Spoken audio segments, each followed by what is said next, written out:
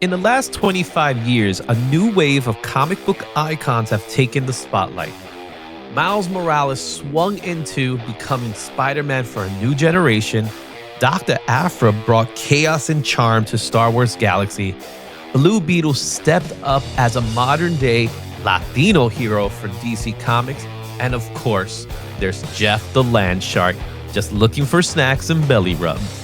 Today, we're breaking down their first appearances, current market prices, and the CGC census count while discussing why these characters matter now more than ever. This is the top modern icons of Comics Spotlight.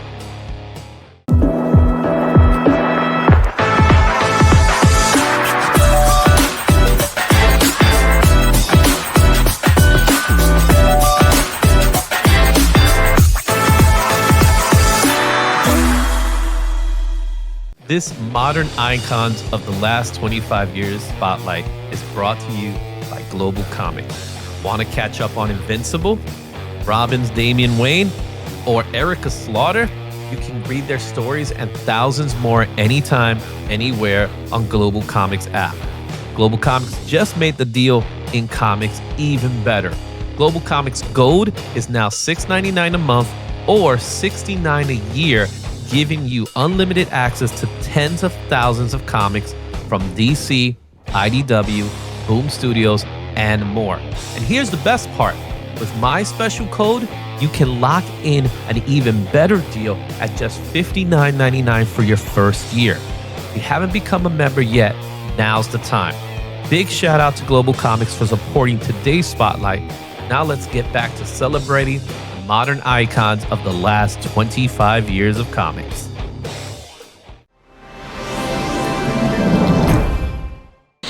What's up, everybody, and welcome to this week's Creator Spotlight. We're going to be focusing on a really cool topic. It's going to be 25 icons in the last 25 years. Really, pretty much modern day icons. But before we do that, I want to give a shout out to our sponsors, Global Comics. They got the great features. Some of these comics you are able to read in Global Comics if you want to be able to read comics and go collect. I got the shirt on today. They're going to have an article. I'm going to have an article up pretty soon on these comic books, so then you could go ahead and search them up there as well. So with that being said, I do have a special guest with us. So as always, we have to welcome them to the party.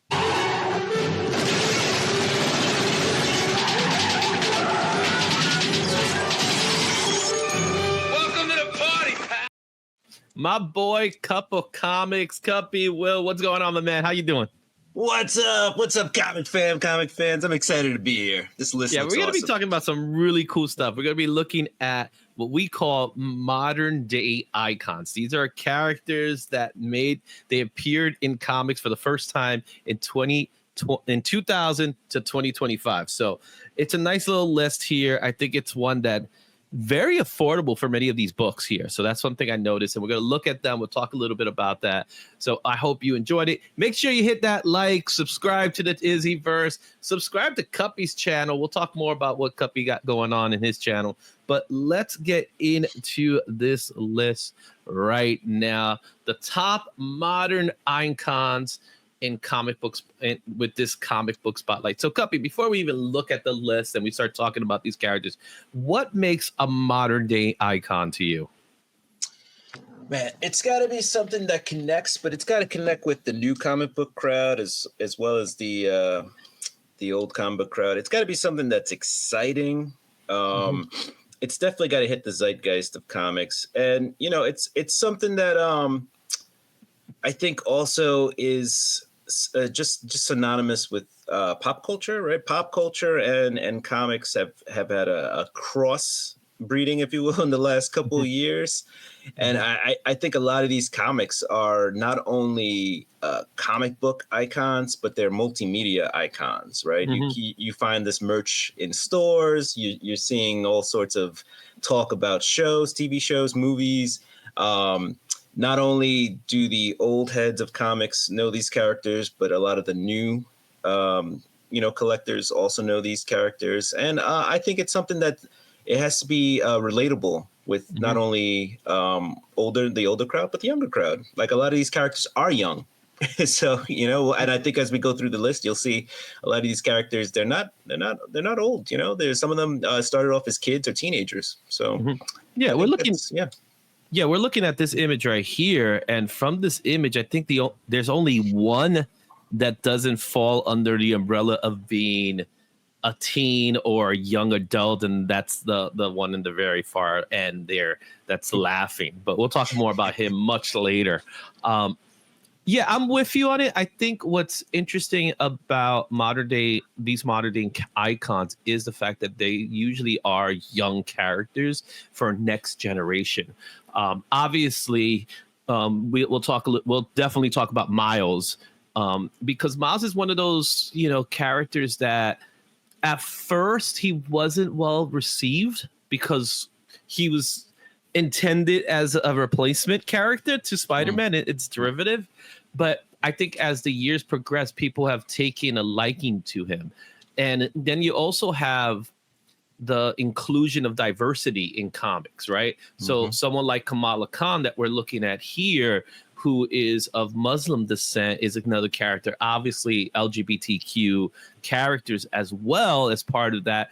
And then characters that just, they give us the sensibilities of the old comic books, but at the same time with this new flair to it, like Invincible, which we'll talk about shortly. So let's get into this list. This is not a countdown, by the way. So we're going to be going, I always want to emphasize that this is not a countdown. We're just looking at 25 within 2025. And 25 is a very loose number, Cuppy.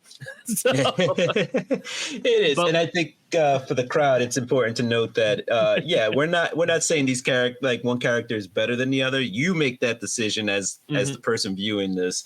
We're just saying, hey, these are 25 awesome characters. So let's go into this list, and we're going to start off with our first one, which is the Sentry.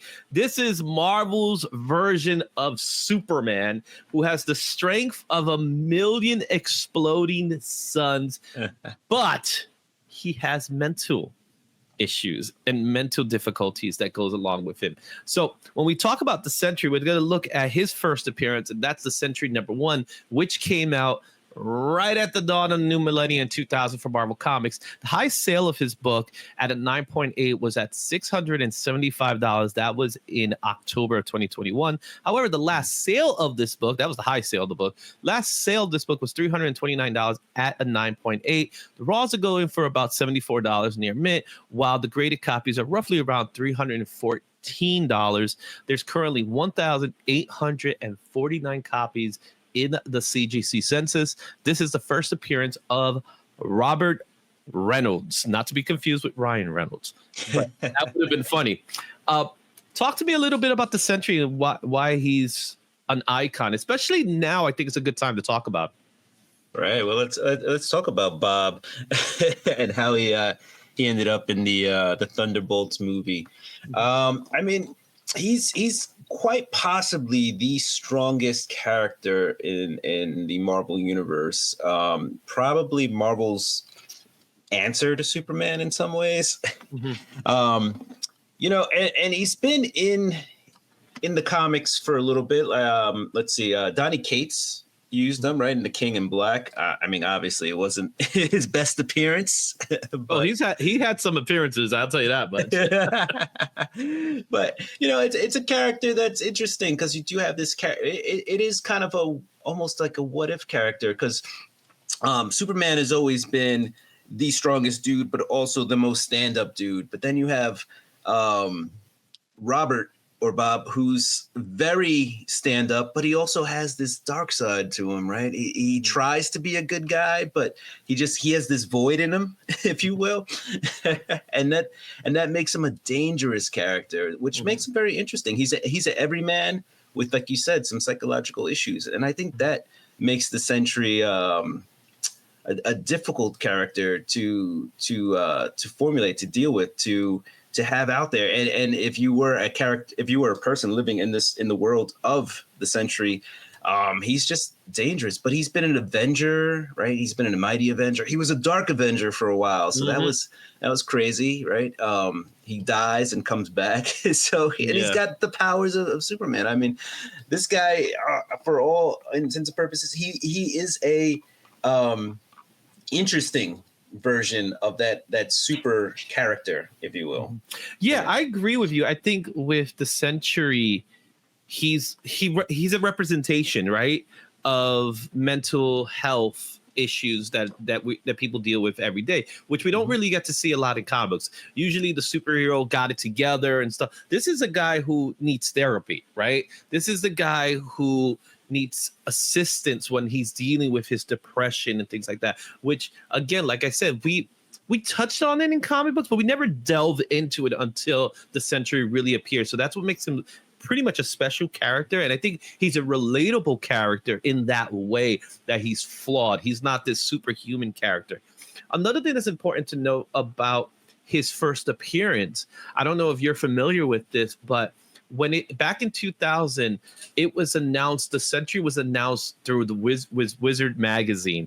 And in Wizard, they made the announcement that the Sentry is coming, and he was apparently a forgotten superhero that Stan Lee created before the Fantastic Four. And then they made this whole little thing about, how he forgot about the character. And it was really part of a story. It really wasn't. Right. it was all a hoax, to be honest with you, but it was kind of a way to get people stirred up on the Sentry. Paul Jenkins and Jay Lee did a phenomenal story here with the Sentry. And you mentioned the Void, which is his darker half, which we get to see in the Thunderbolts movie. So I like the fact that he's now part of the MCU, and I'm sure we're going to see some crazy moments with him, because in the comic books, he has some crazy moments. So be on the lookout for that one. $74 for near mint raw copy really isn't that bad. $300 for about a 9.8. I do happen to have a copy signed by Mr. Jay Lee, and he signed it right in the sun. Yeah. All right, moving on to our next character. This is one that you told me I had to put. Yes. And you know what? I didn't fight it, because I think Jessica Jones is one of those characters that has, like the Sentry, she's not conventional superhero. In fact, this woman doesn't like being a superhero. She is a former superhero known as Jewel, if you recall her name, who became a private investigator. She is what we would call in New York a tough broad. You know what I mean? And really what made her such an impactful character is the TV show Jessica Jones that was on Netflix, which is extremely successful. The first season by far has one of the greatest villains in David Tennant. And let's take a look more so at her first appearance in the comic book Alias #1, which came out in 2001 from Marvel Comics. High sale of this book is $478 at 9.8. That was in January of 2002. The last sale of this book was $205, also at a 9.8. Raws are going for about $66 near mint, while the graded copies are going just shy of $200. There's currently 3,267 copies in the census. Alias is the comic book. Jessica Jones is the character. Talk to me. First of all, talk to me why you said Jessica Jones has to be on this list. Man, well, I love the character. Right? You have, like you said, you have this tough as nails investigator type. She's been involved with all sorts of things. I mean, in the comics, right? J. Jonah Jameson hired her to figure out who Spider-Man was. On the TV show, she's got her thing.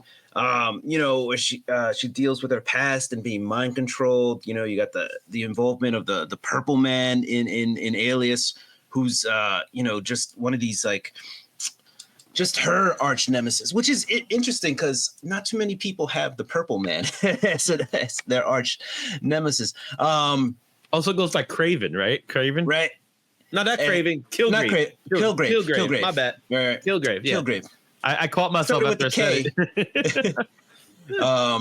But yeah, just a character who's always trying to find their place. Has a relationship with Cage, Luke Cage. I almost said Johnny Cage. We're all just messing up. We're all messed up, right? In my head, I was like, oh yeah. But and then we have the formation of the Defenders, right, which is a pretty cool team. With Luke Cage, Danny Rand, Daredevil, and herself.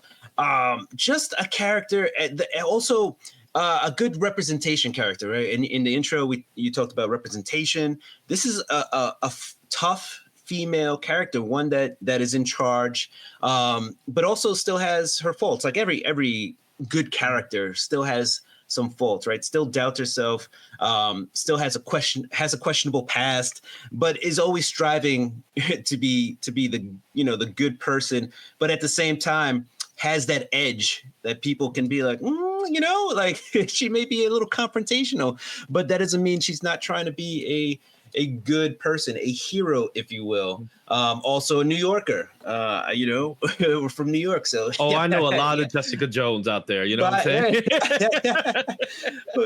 There are a lot of them out there. But I think it is a character that's relatable. And when you talk about a character that is relatable and represents, this is one of those characters. I think Jessica Jones is tough. Coming back, right, to Daredevil. So that I think that draws some excitement about this character. It's a character that repeats itself. And then when you talk about the artistic team, right, just a great team on there. Brian Michael Bendis puts this on his resume, right? Like this is probably his. It's so hard to think about Brian Michael Bendis' greatest creations. Like Miles probably be considered his greatest creation. This might be number 2. I think Jessica Jones might be his second greatest creation that he's done, right. But it's also based on his writing style, since he was known for doing a lot of crime noir characters, and she just fits right there like a perfect glove. So yeah, she definitely like fit that mold of what he's known for. And this is this is the things that this is one of those characters that you mentioned. And people know who Jessica Jones is. That it's not just comics. It is pop culture relevance. And a lot of it has to do with the Netflix show, but it definitely is a character that I think people know, and that makes this character important because you can use this character. Yeah. Let's take a look at our next character, who is another very, very popular character right now, and that is Invincible. He was created by Robert Kirkman, also known for The Walking Dead. Actually, Invincible was created before The Walking Dead, if I'm not mistaken. And he is a good take on Superman meets Spider-Man in some weird way, where he still has the teenage lifestyle of Spider-Man, but he is definitely a Superman character, and his story is amazing. Popular on the Amazon Prime. It's going to its 4th season right now. Invincible is by far one of the most expensive books because it had a very low print run. So it came out in 2003 for Image Comics. The high sale of this book is $7,000 at a 9.8, and that was in June of 2021. The last sale of this book, believe it or not, was $1,425 at an 8.5, no less. I know. The raws are going for about $1,000. The graded copies are going for $2,763 at a 9.6, which is the average. There's currently 2,141 copies in the census. When we talk about Invincible, we also have to mention Omni-Man, because Omni-Man is a perfect example of a Superman character going rogue.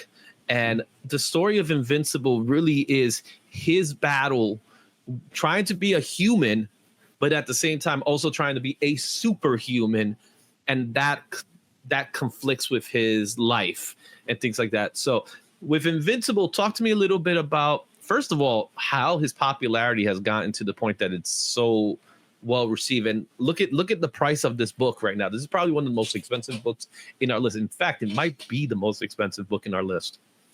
That is a crazy going rate. I mean, even with that bubble of 2021 where prices were sky high, I mean, $7,000 for a 9.8. That is insane for a modern book, no less, right?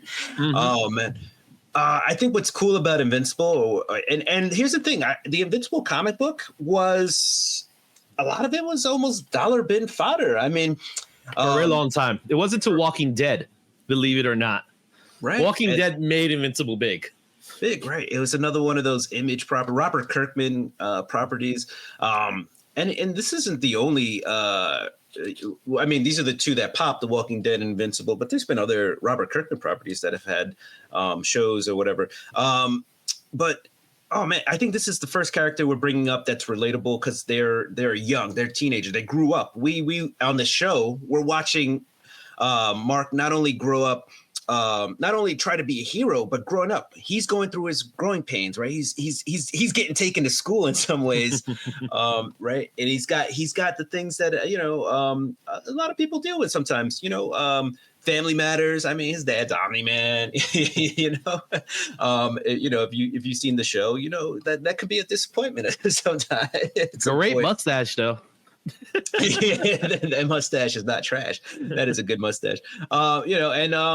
There is a really good cast of characters there too. Right? You got Adam, Eve, Rexplode, just to name a few. But it's a cool animated show. I feel like animation's really taken off these days. People used to think of animation as, kiddie stuff, but if you go back to like the Flintstones, that was a primetime cartoon, right?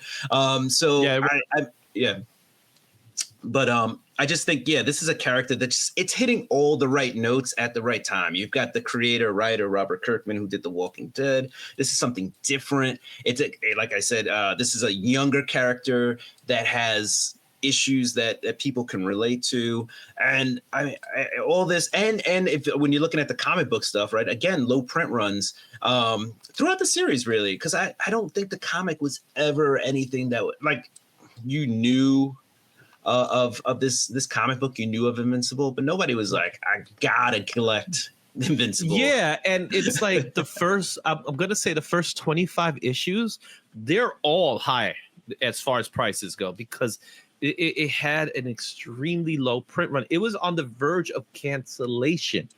And it was a character that I think Image itself had high hopes on because they gave him the logo. Let's be honest, his logo is the Image eye. And that's telling you something about this character.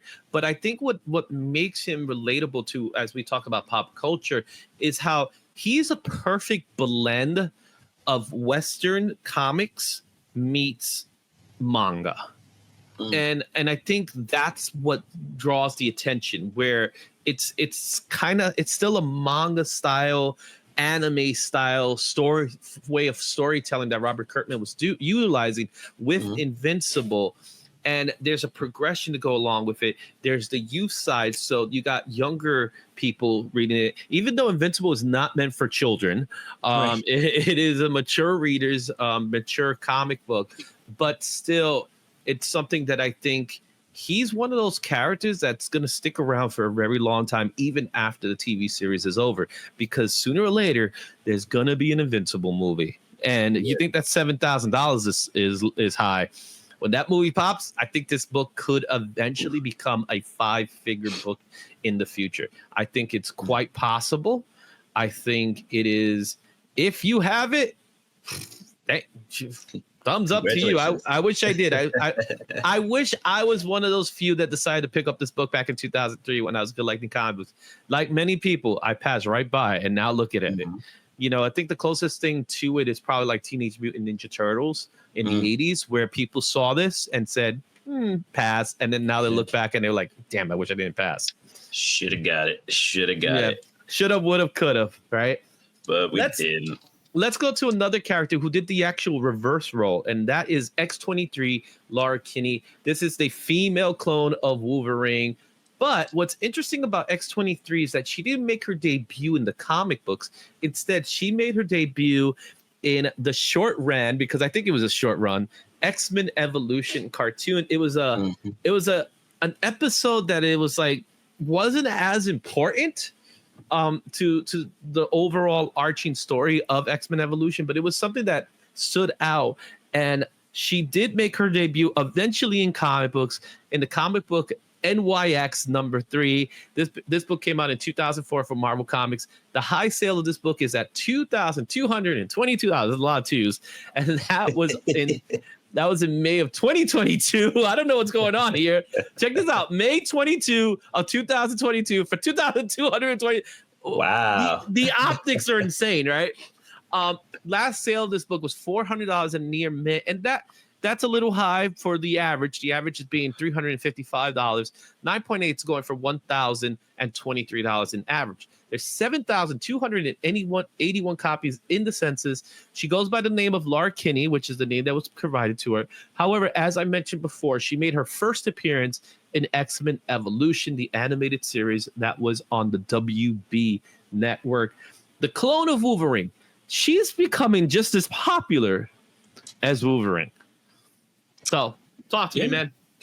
Yeah, I mean, I think when you have a character like Wolverine, right? A lot of people who's like uber popular, like Wolverine moves books. Let's not mince words here. And then you create Laura Kinney, X-23, who is a clone, not a replacement, but a clone, and a female clone, a heroine. All right, again, we have another strong female character who's young, right? I mean, in the movies. What is it? X-Men Logan. We get introduced to her in that film, a young version, right? So for the cinematic crowd, you get that connection because you have Wolverine who protects her, and you have her who's this young girl who's kind of looking for this figure because created to be an assassin, right? By all means, this is somebody who's created to do evil, but has over time developed into this beloved character who's BA, will mess stuff up, has claws, has like toe claws, like has a toe claw, like it's kick you. It's just a cool version of a character that's already beloved and has fit into their own skin so much that they can share the same name yet still be their own character. This is a character that's developed their own personality, has a lot of, again, like I keep saying, has a lot of the cool things about them, but is developed over time, came out in NYX, is alone, finds, for all purposes, finds their dad, the who they're cloned from, develops a relationship, goes off on their own, becomes part of other X teams, joins the Avengers Academy. It's been in so many different books. It's just, and again, this is a strong female character, but this is a young, strong female character. Jessica Jones is a little bit older, right? Connects with a slightly older crowd. This is a younger, sometimes girl, not even young girl, not even always thought of as a full-fledged adult, but does some, and it's done some crazy things for somebody who's that young, right? This character. Another character who, like we said before, she stemmed from the cartoon, has gone to be more mature readers character, because NYX, when it came out, I picked it up. I used the word had this copy. I also had it signed by Joe Quesada, and I sold it because I was low on funds at a convention one time. And I'm beating myself up. That's the book that I was like, oh damn it. We all got to do that at some point. We got to use the hobby. I know, man, but it was one of those situations where, looking back at it, I'm like, I should have kept that one. But she is a beloved character. We're gonna see more of her. It's guaranteed we're going to see more of her. This is a character that has room to grow. Yeah, exactly. So I don't even think we haven't seen the last of her. She made her appearance in Deadpool Wolverine. She is a popular character. Speaking of popular characters, we're gonna divert from single characters, and now we're gonna do multiple characters, because our next book in our list is a key that has multiple characters, but the two that are the standouts are Wiccan and Kate Bishop. They're two characters that debuted on the TV series side of Marvel MCU. We have Wiccan, who kind of like, it took time before we finally got him, but we finally got him with Agatha all along. He is the son of Scarlet Witch. And we have Kate Bishop, who takes the mantle of Hawkeye. Their first appearance, alongside other characters, comes from the book Young Avengers #1, which came out in 2005 for Marvel Comics. High sale of this book was $1,595. That was in the comic boom back in May of 2021. Last sale of this book was $41 at a no grade. However, the raws are going for about $56, while the 9.8s have dropped significantly to $180 on average. There's currently 6,212 copies in the census. Now, I mentioned Kate Bishop. I mentioned Wiccan, who actually goes by the name of Asgardian originally in the comic book. Then they eventually changed him to Wiccan, and we learned a little bit more about his character. This also features the first appearance of Ireland. It features the first appearance of Patriot, and it features the first appearance of Hulkling, who becomes this very significant character to Wiccan because they become a couple, and Hulkling is not a Hulk, rather than a skull prince, right? So this one is a multi-key. This is a book that at its height was immensely important. Today it's not as important, but I don't think this book has seen its worst. I don't think it's at its worst right now. I think it's at its low point. I think it's a book that will be climbing up again someday.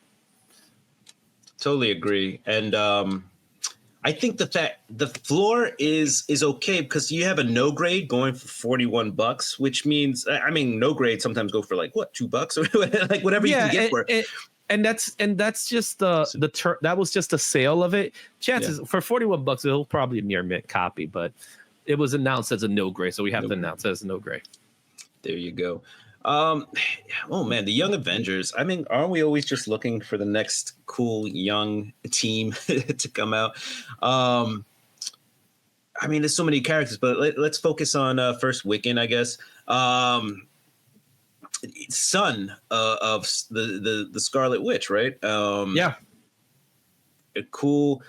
Just a cool character that has, again, those magical abilities.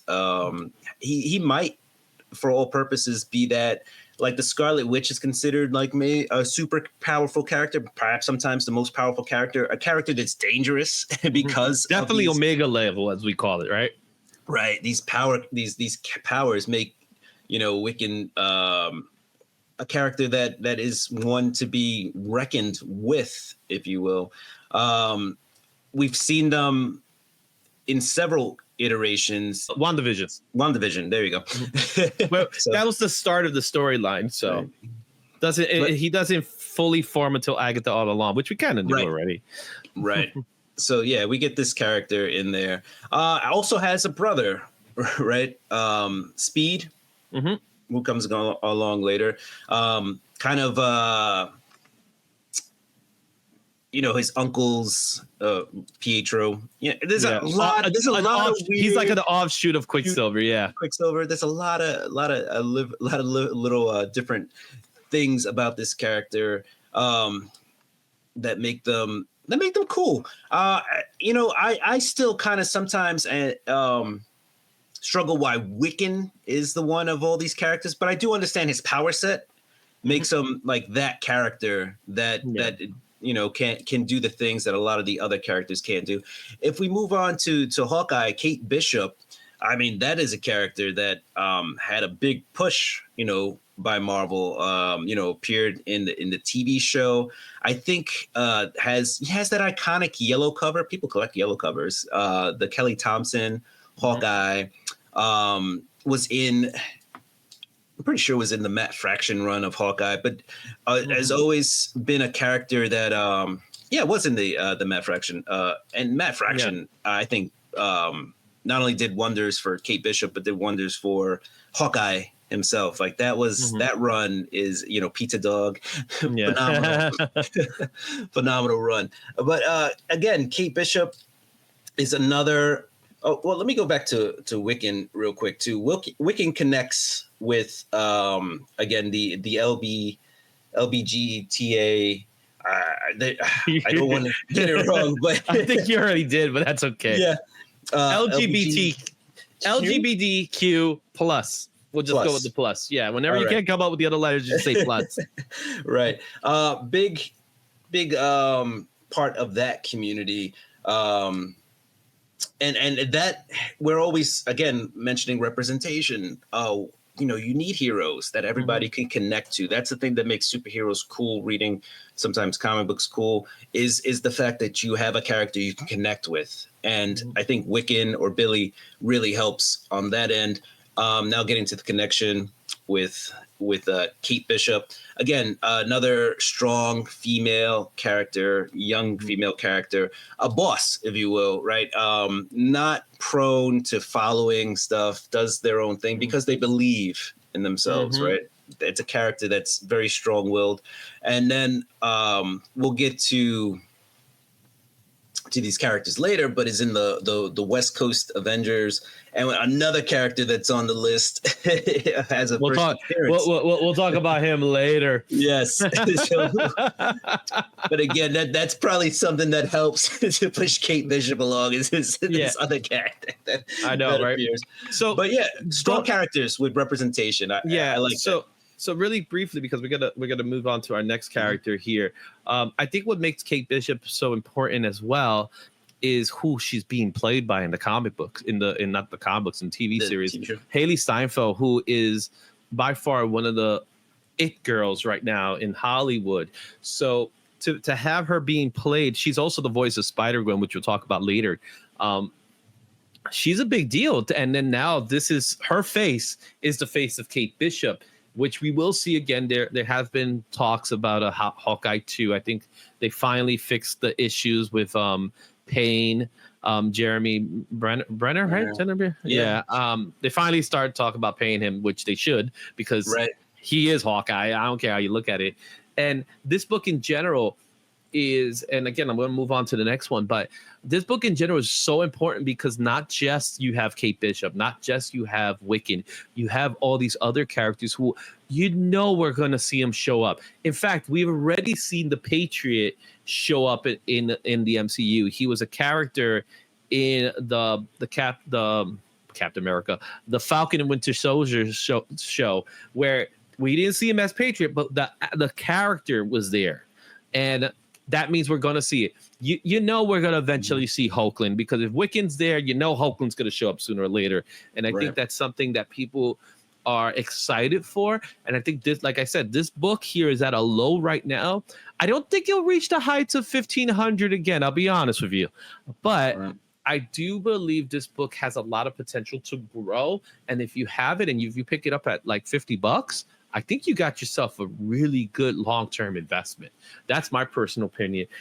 Speaking of long-term investments, let's talk about Blue Beetle, Hyman Reyes. Blue Beetle is very important in this world, not because of the Blue Beetle aspect, because of it's more about Hyman Reyes and the character of Hyman Reyes, because he is a Latino representation. He was able to get a movie, no less, and a good movie, which sucks because it was poorly received in the box office, but that doesn't mean the movie itself wasn't good. I think the movie was fun as hell. I enjoyed this movie like crazy. Hyman made his first appearance as the Blue Beetle in Infinite Crisis #5. This came out in 2005 for DC Comics on a high sale of $550 and 9.8. Also in October of 2021. The last sale of this book was $4 in a no grade. And this book has dropped to $13 near mint for a raw, $78 for a 9.8. And those are the average prices. There's currently 2,033 copies in the census. Hyman Reyes himself made his first appearance in Infinite Crisis issue #3, but I believe his issue #5 is what people are more excited for, especially with the Jim Lee cover featuring Blue Beetle on the cover, because there's two covers. This is the one that people really want because it has him in its cover. So this is his first cover appearance. This is also his first appearance as Blue Beetle. Let's talk briefly about Hyman Reyes. Let's talk briefly about Blue Beetle. Yeah, I mean, first of all, the Blue Beetle character is just a fun character. A lot of comedy comes out of the Blue Beetle character itself. I think having Jaime Reyes, though, portray that the Blue Beetle is it's a stepping stone for the Latino community. To have a character that we can call one of our own. The movie suffered from the transition of I think people knew the DC movies were in a transition. So this was one of the last films to come out before the new regime kind of took grasp. So, and not to mention the pandemic affected it as well. Yes, so it didn't have a lot of things.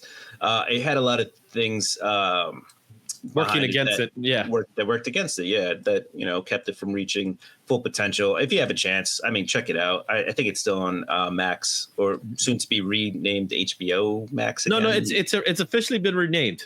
Yeah, it's official. It's been rebranded. Not like anybody stopped calling it HBO Max. Like, right. HBO Max. So there you go. But yeah, quick. This is a character that, again, representation is important, and this is one of the first ones we've mentioned that fits that bill for the Latino Hispanic community. It's a good character. It's a fun character. When I see this character in a book, it's usually a supporting role character, but it's always a character that I'm like, oh, this is, the pages that this character is on are always fun. And he's got his teammate Booster Gold, and when they're together, it's genius. If people write these characters right, it is so fun to have these strong characters who have flaws. These are now characters who are highly flawed, but they have heart and they do their best. And these are the kind of characters that I think people can relate to. And this is a good one. This is a fun one. I like the Blue Beetle. Yeah, I like the Blue Beetle. Another character I think that's really fun is Amadeus Cho. Now, this is one that I think as of today, he's not as well recognized as other characters. However, they have been putting little sprinkles of him. He was part of the Spider-Man Friendly Neighborhood Spider-Man series as Amadeus Cho. And what's important about Amadeus Cho is a few things. He's considered one of the smartest characters in the MCU. Well, I keep saying MCU. In the Marvel universe, he's not so much the MCU just yet. But he does bring that Asian representation, another character with representation here that's very important. The Asian representation. He's also become the totally awesome Hulk, which I think is so cool about that title.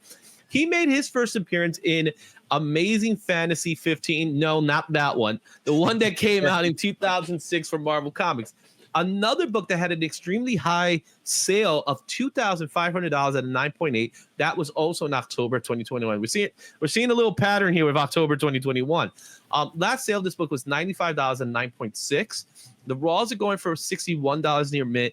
The graded copies are going for $273. There's currently 1,573 copies in the census. This features the first appearance of Amadeus Cho, a.k.a. Mastermind Excello, a.k.a. Totally Awesome Hulk, a.k.a. Brawn. The guy can't figure out what name he wants to call himself. But I think a lot of people don't know much about Amadeus Cho, but I think that's a good thing if you're planning to pick up this book now. Yeah, I think so. It's a good time to grab this. Who doesn't love a Hulk?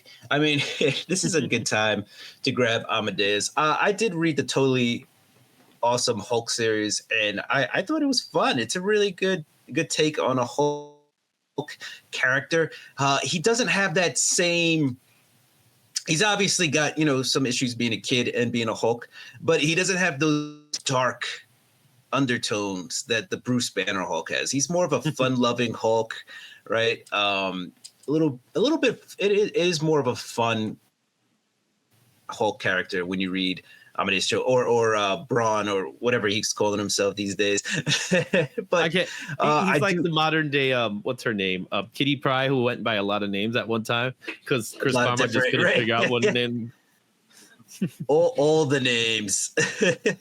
But yeah, it is definitely a character that's fun. Again, younger character. I believe Hulk is like a 19-year-old or something. He's a teenager.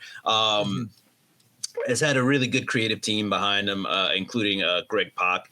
And it's just it's one of those characters that you can connect with, like always uncomfortable in your own skin, right? He's a totally awesome, totally intelligent, totally strong, hulked out teenager who at the same time is dealing with being a teenager, has those issues. But I think this is definitely a character you can jump on. It kind of fits that. You mentioned MCU not meaning to, but I think this is a character that can fit in that Marvel mold of the MCU character who's powerful yet flawed, but yet funny. You know, they introduced his mom. His mom was introduced in Avengers: Age of Ultron. That was his mom. So if his mom's introduced, that means he's somewhere. We don't know exactly where he's from, and he's part of the Champions team. So I think we will see him eventually. He will eventually make his appearance. That's why picking up this book now at $60 raw, it's a pretty good price for it. If you can get this book for $50, I'll probably find this for $50 somewhere. I'll take it. Yeah, I think that guy who paid $25 is kicking himself. $2,500. Yeah, and you know, and then I could say I have Amazing Fantasy 15. Right, until somebody says, "Wait a minute." All right, let's go on to our next book, and we're going to talk about another LGBTQ represented character in Batwoman, which is Kane. This is not the first Batwoman. However, this Batwoman is extremely important because of that factor that we talked about. But more importantly, she is a true character in the sense of she fits that mold of who Batman is. She's a popular character. She had her own TV series at one time, which was very interesting. I think right now she's at a low period. And surprisingly enough, she made her debut in 52 issue number 11 as Batwoman back in 2006 for DC Comics. The high sale of this book was $290. That was in 2008 at a 9.8. Last sale of this book was $4 near mint, which is also the price for the raw. So this is a very affordable book. The graded copies are going for $51. There's currently 1,054 copies in the census. This is her first appearance as the Batwoman. However, Kane made her first appearance in 52 issue number 7. So you have to go back a couple of issues to see her first appearance, which also is probably falling on the dollar bin books. This is a character, and this book in general does have a higher print run because 52 was a big thing when it came out. So it does have a higher print run, which prevents it from being an extremely expensive book. But if you want representation, you can't get any higher than Batwoman. Let's be honest. Yes, strong character. Came out, like you said, it was an event kind of comic, the New 52, but came out during then. But yeah, we have the LGBTQ plus. I hope I got it right. I think you got it. I think you finally got it. And I said that with conviction. But yeah, no, it's definitely a character that can fit that mold. Does fit that mold. Is that representation? Strong-willed, trained, right? Like the Batman, has military training. Just a really strong character that's come out recently, always well written. This is a character that's always a little bit on that darker side too. You mentioned like a Batman. This character has always been a little bit, brooding, almost like a Bruce Wayne in some ways. Had a TV show, which the first season had some had some pull behind it, had an audience, had like that cult following. It ran into some production issues. And then the actress involved, she left and they ended up coming up with another character. So there's controversy surrounding the Batwoman TV series. However, I think the character of Batwoman, and we're referring to the comic book character of Batwoman in Kane, is one that I think has been underutilized lately. And that's probably why we have such a low cost in this book. Again, this book had a high. $2. Yeah, it's a dollar bin book, guys. So you could get the first appearance of Batwoman in a dollar bin. Why not? Yeah, you know what I'm saying? Why not? All right. Let's stick to the Batman universe for a little while, because we're going to go and talk a little bit about a little character known Damien Wayne, but we know him as Robin now. Robin is one of those characters. He's the son of Bruce Wayne and Talia al Ghul, blending Batman and Ra's al Ghul's legacy. He is a skilled fighter with a complex relationship with his dad. Talk about having daddy issues, right? but he's also a rebellious character who is not afraid to kill. He made his first appearance technically. This is the one that people look for. I don't know why, but I'll explain in a minute. And that's Batman 655. This book came out in 2006 for DC Comics. High sale of this book is at $500 and 9.8. That was in January 2023. Last sale of this book was $75 at a 9.6. We're also going for about $40 near mint. Graded copies are going for $136 at a 9.8. There's currently 3,157 copies in the census. This is where Damian Wayne made a cameo appearance. And yes, I said cameo because you don't even see the kid's face in it. You just see a silhouette. However, his first true appearance is the next issue over, which is also his first cover appearance. A lot of people want to know where he became Robin. He becomes Robin in the Batman and Robin #1 issue that came out in 2009. So 3 years later, he officially takes the mantle of Robin. And to many people, he is Robin now. And people, when we talk about Robin, some people are Dick Grayson fans. When you talk about Robin, some people are Tim Drake fans. When you talk about Robin, some people hate Jason Todd Robin. I don't know anybody who really. I don't know if anybody actually likes Jason Todd Robin. They love the Red Hood, but I don't know they like Jason Todd. To the point that they killed him. You know what I mean? But Damian Wayne's one of those characters. I think another one where we talk about the next generation. So we've been talking a lot about next gen characters here because that's what they are, next generation characters for a new, younger audience. And we're seeing a lot of that where all our superheroes are now dads or moms or something like that. And now the kids are taking the mantles or in some way. But this Robin is so much fun, so different. You know what I mean? So let's talk a little bit about Damien. Yeah, no, Damien's cool. He's got like a little tude, right? Damien's got that little attitude. He's super confident, but again, like his confidence sometimes gets him in trouble. It's like, but as a kid, like you're always like, oh, I could do that. Yeah, I can do whatever you can do, and I could probably do it better. And then you did it, and it's like, I messed up. And that's the thing with Damian Wayne, but he's also not apologetic about it. He's like, I did my best and I'm still good at what I do, even though I'm better than you. Yeah. Cocky as hell, right? So yeah, I mean, and then he's got weird parents. He's got Talia al Ghul, and he's let's not forget his grandpa, you know what I mean? Yeah, right. And then he's got Bruce Wayne as a dad, or Batman. Because honestly, I think Batman spends more time with Damian Wayne than Bruce Wayne spends time. You know what I mean? Like they're in the costumes probably more than they are like regular people. But that's the thing. And Damian is always a loner. But when he's with the Bat family, you can tell they're important to him because he will do anything for his family. He's the first person to be like, yo, you suck to his family. But also, if they're in trouble, he's the first one to sacrifice himself for his family. And that's a thing. He is the kind of that icon of family, right? You don't choose your family sometimes, but sometimes you love your family, right? So it's like he's definitely that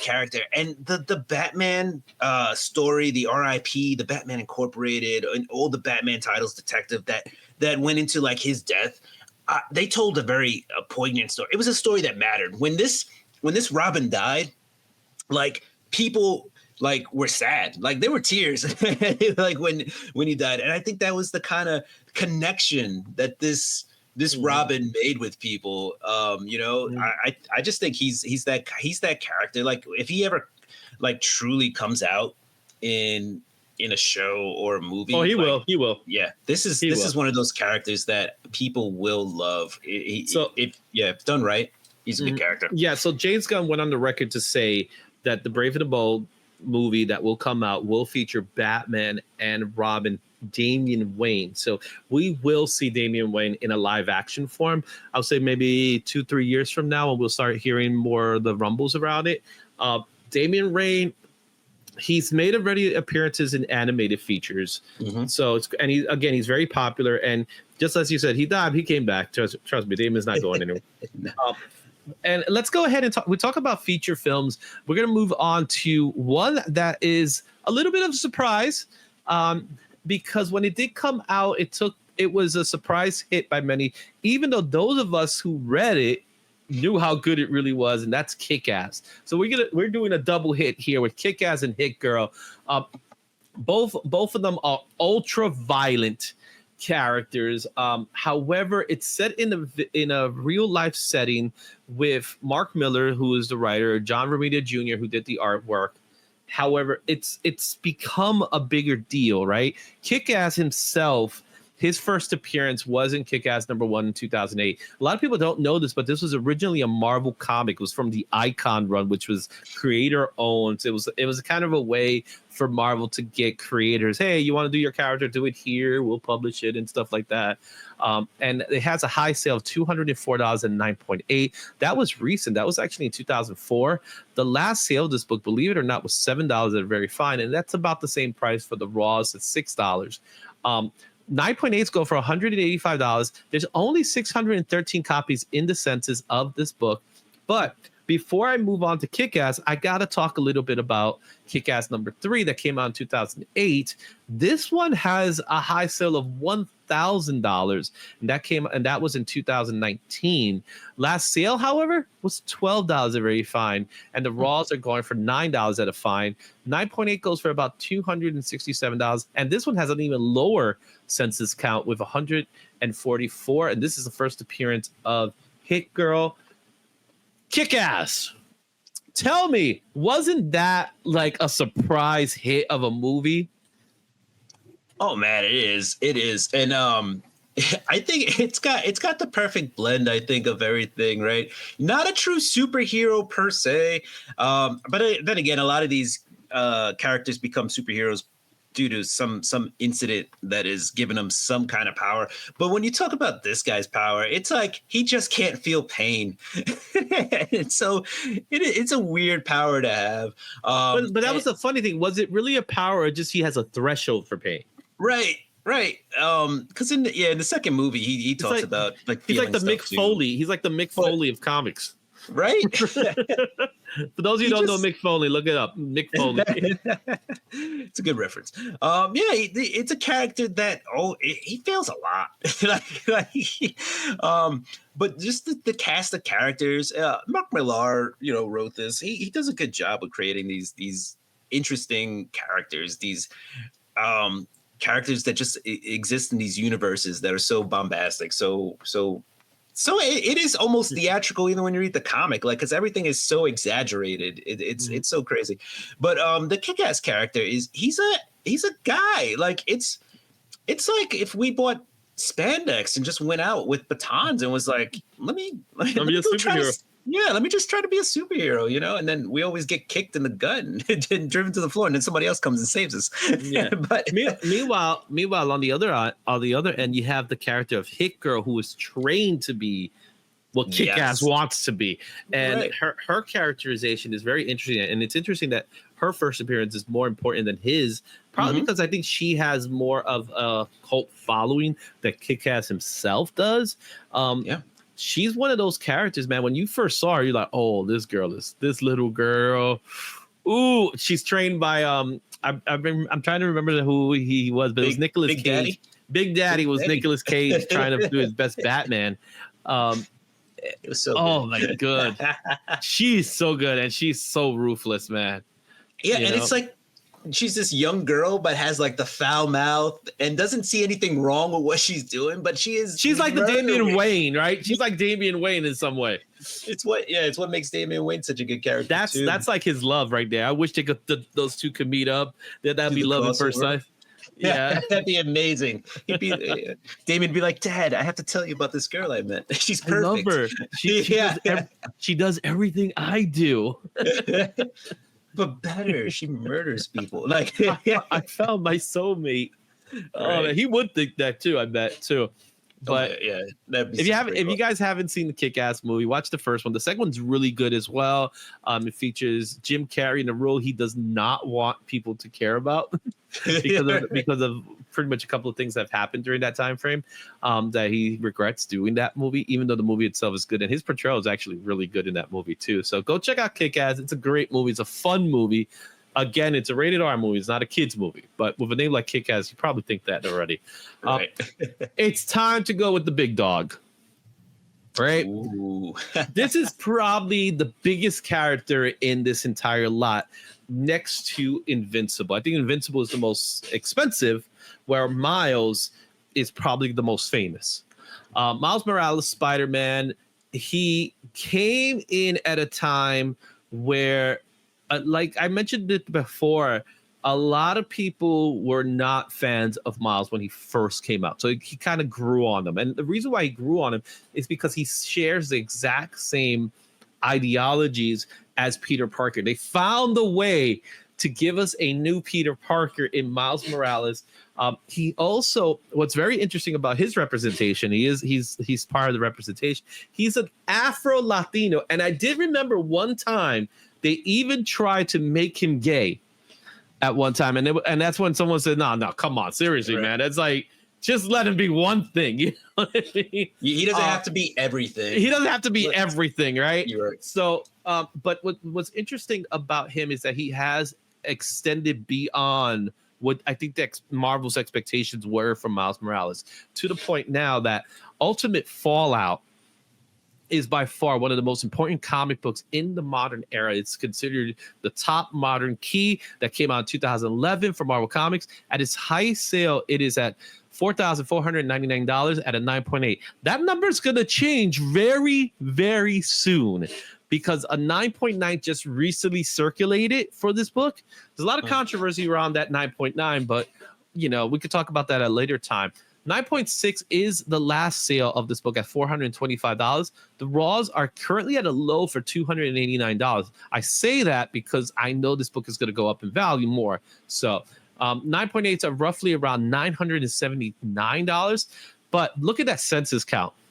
19,489, and that number just keeps climbing. This is the first appearance of Miles Morales. This is also the first appearance of Reed Richards as the Maker. People forget about that part, which I think the Maker should be Miles's number one villain. But let's talk about Miles. We're not going to talk about the Maker. That'll be for another time. Let's talk about Miles and his importance. Man, I mean, again, this is, like you were saying, this is a character they tried to make everything, but I think when they settled on Miles' role as an Afro-Latino, but also an Afro-Puerto Rican, Boricua, right? Puerto Rican. Oh, he got a Puerto Rican mom. I know that Puerto Rican mom. Yeah, right? And, growing up Brooklyn, in New York, no less, too. Yeah, growing up, I grew up in Brooklyn, New York, and that is something that's very relatable. I was like, oh, I know that lady. But he has connected. I mean, he is one of the few characters that you honestly see young kids. That's one of the first things out of their mouth. Who's your favorite character? Miles Morales or Spider-Man, but Miles. He is that character that has connected, and it's not just connecting with the Afro-Latino, Puerto Rican community. It's connecting with everybody, children. It's bringing people together. He is a character that everybody has learned to love. He's cool, right? He does the lingo. When you read the comics, I'm sure sometimes because of the way, his speech, he talks. If you want to learn some of the new lingo, pick up a Miles Morales book, but he's also the character who you don't mind the fact that he's a little bit different.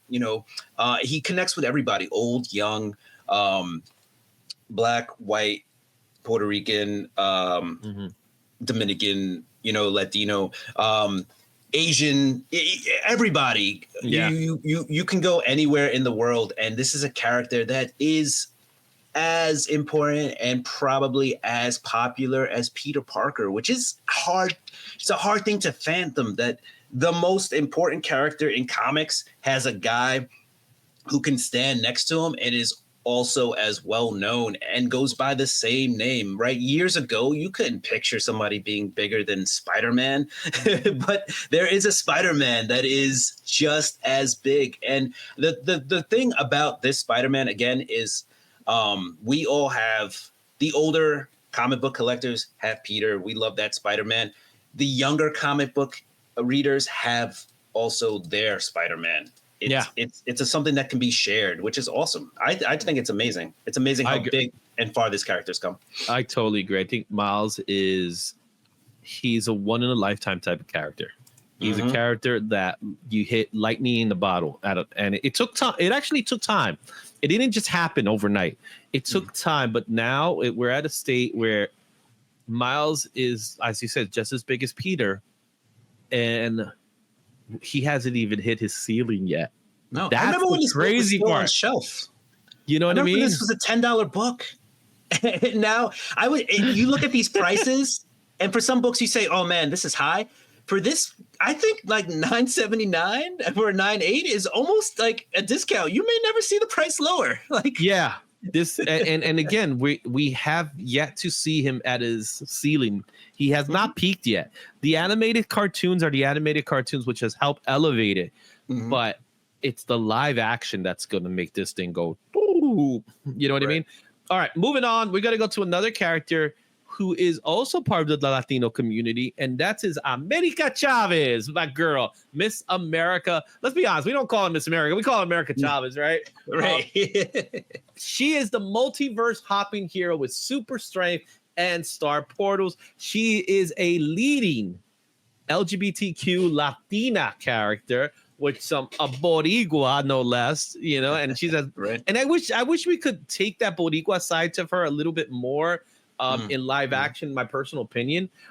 She made her first appearance as another comic book that a lot of people are not familiar with, and that's Vengeance #1, which came out in 2011 from Marvel Comics. High sale of this book was $2,000 and 9.8. That was in April of 2021. Last sale of this book was $45 at a very fine. Ross goes for about $59 near mint, $250 for a 9.8. There's 2,107 copies in the census. This is her first appearance. America Chavez, to me, I think where people love Miles, I don't think they find that same love for America. And I think part of it is to do with the writing of the character. I don't think they found a perfect voice for her just yet. I think she's one of those, and she made her debut in Doctor Strange, Multiverse of Madness. And though that character there was fine, and the girl who portrayed her was a fine actress, I did not see the America Chavez I wanted to see. I want to see a strong Boricua, and that girl did not represent. That girl just didn't seem like a strong Boricua to me. No, and I think that's kind of what's lacking about America Chavez right now. I think she has all the potential in the world. I don't think she's going anywhere. But I think, she's one of those characters. I think we could do more with her. Yeah, I agree. Definitely a character that's portrayed way stronger in the comics than in the cinematic universe, but also one of those that I think hasn't quite found its voice yet. They, like you were saying, they haven't quite found, I think, the writer that can portray the essence of what makes this character have this, have so much potential, because people know who the character is. But I think if you ask somebody to kind of replicate what the character is, be an actor and do the things that make this character strong, they might be a little bit confused. This character, I don't want to say it's been wishy-washy, but sometimes portrayed very strong and powerful, and sometimes portrayed, like with flaws and not as much determination and not as strong in their choices, sometimes a little meek or timid or willing to let others do the work. Right. So I think this is a character with lots of potential. And I think when done right, this is a strong character. And when it has been done right, that is, it's the America Chavez who does take the lead. That's the character that I think people want to see is the leader, America Chavez. I agree. All right, moving on to our next character here. This is a fun one. This is the sleeper. This is the one I don't think many people knew. In fact, when it comes to the comic books, you could get this book in a dollar bin. But when it comes to the character, he's so important to the MCU more than he is to the comic books. And that's Mr. Agent Phil Coulson. Coulson! This is a character that debuted in Iron Man, the first movie. And he had a brief scene in Iron Man 1. And then they kind of like just build him up to the point that he became probably the most important character to the Avengers, because if it wasn't for, spoiler, his death, we wouldn't have the Avengers. So when we talk about his comic book first appearance, it was actually a comic book called Battle Scars, which is a limited series from the Shattered Heroes event series that no one really talks about, that came out in 2011. It has a high sale. Yeah, it has a high sale. It has a high sale of $100 at 9.8. That was in 2025. Just this year, that's a high sale of this book. Last sale of this book is $3. This is a $3 book. That graded copy, also the high sale was the graded average. There's only 124 copies in the census. This is the first appearance of Agent Phil Coulson as Cheese. Why would they name him Cheese? I have to read this book to find out why. But and again, I wanted to throw this book in here because I think Coulson as a character is so important to the MCU, more so than he is to the comic books. But I think he deserves some love in the comic books. Yeah, I mean, this is a totally important character. He's the catalyst for why the Avengers believe they can win. You know, his name is Agent. Agent, first name Agent. But also, like he's such an important character that he went from the movies and TV show to the comics. Like they wrote him in on purpose, and even after he died, they brought him back as Death. Like you can't get rid of this guy. It's Coulson. Yeah, and then the scene where Nick Fury uses the fake cards with the blood on it. Like before you found out those were like fake, like you were like, oh man, like they ruined his cards. Like as a collector, they killed him and they ruined his card, man. Oh but man, he's a fun character. Coulson's cool. Like he's the everyman who's cool. Like you just want to grow up and then become an agent of S.H.I.E.L.D. Like and be this guy. He's what's awesome about him is that he's an agent, so you know he has that going for him. But he's dorky too. You know, when he's talking to Captain America, it's like, you know, they're vintage. You know, mine's fine. You know, so but he's such an important character in the MCU that I think for a list like this, he should be included in some way. There may be other characters that might be even more important than Phil Coulson when it comes to the comic books, but I think he deserves some love, and this is his opportunity to get this love. So there you go, Phil Coulson, man. We got to give him love. Cheese. Let's go to another character that a lot of people don't talk about, and that's Nova. We're looking at the Sam Alexander version.